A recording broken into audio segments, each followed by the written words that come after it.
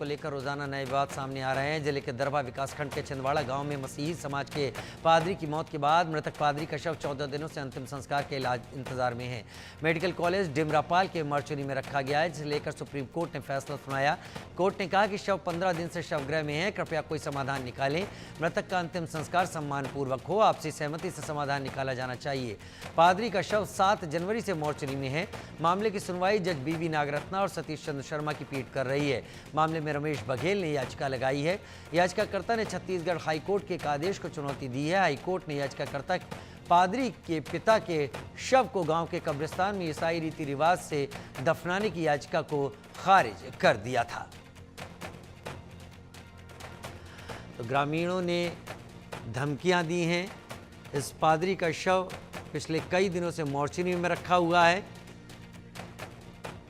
और अब supreme court ने कहा है कि इसमें समाधान जल्दी निकाला जाए। छिंदवाड़ा गांव में मसीही यानी ईसाई समाज के पादरी की मौत के बाद इस पादरी का शव 14 दिनों से अंतिम संस्कार के इंतजार में है।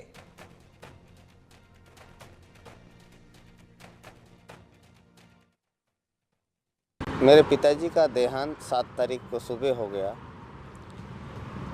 रोना होना चालू हो गया घर में और पड़ोसी भी सुन के भग के आ गए। हम लोगों ने भी चाचा लोग को खबर किया। उसके बाद तुरंत गांव में खबर फैल गया और सरपंच पति मेरे घर में पहुंच के आप लोग को उस जगह में हम तैयारी कर रहे थे कब्रिस्तान के लिए, तो उस जगह में आके मना कर दिया। लोग मना कर रहे हैं आपको कि कब्रिस्तान आप नहीं ले जा सकते, आप उस धर्म को मानते हो इसलिए उस कब्रिस्तान में आपके लिए मना। तो हम लोगों ने उसके साथ जो बात किए और कौन कौन मना किए उसके पास चलो बात करना है करके गए। जाने से पहले पुलिस भी पहुंच गई, तो पुलिस के सामने भी उन लोगों ने।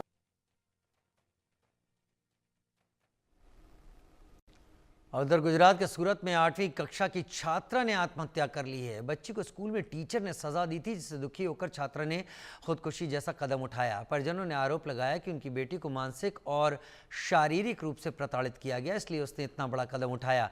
छात्रा ने अपने घर पर फांसी का फंदा लगाकर जान दे दी। मामला सूरत के गोडादरा से सामने आया, जहां प्रियंका नगर सोसाइटी में रहने वाली 14 साल की बच्ची ने आत्महत्या कर ली फांसी के फंदे पर झूलकर। परिजनों ने आरोप लगाया कि बेटी ने स्कूल में फीस जमा उसकी नहीं हो पाई थी, जिस वजह से टीचर ने उसे स्कूल में 2 दिन तक सजा दी। टीचर ने प्रियंका को टॉयलेट के पास खड़ा रखा है।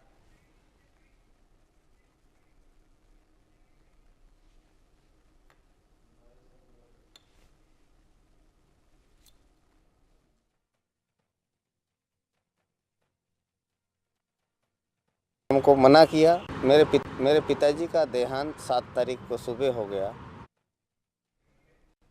तो टीचर ने बच्ची को सजा दी थी, क्योंकि ये बात सामने आ रही है। परिजनों ने कहा कि उस बच्ची की फीस नहीं जमा हुई थी, उसे टॉयलेट के पास खड़ा रखा गया, 2 दिन तक टीचर उसे सजा देती रही। ऐसी कौन सी टीचर है जिसे उस छोटी बच्ची में ममता नहीं दिखाई पड़ी? उसको एक टीचर ने केवल फीस जमा करने पर इतनी सख्त सजा दी कि उसने अपनी जान दे दी।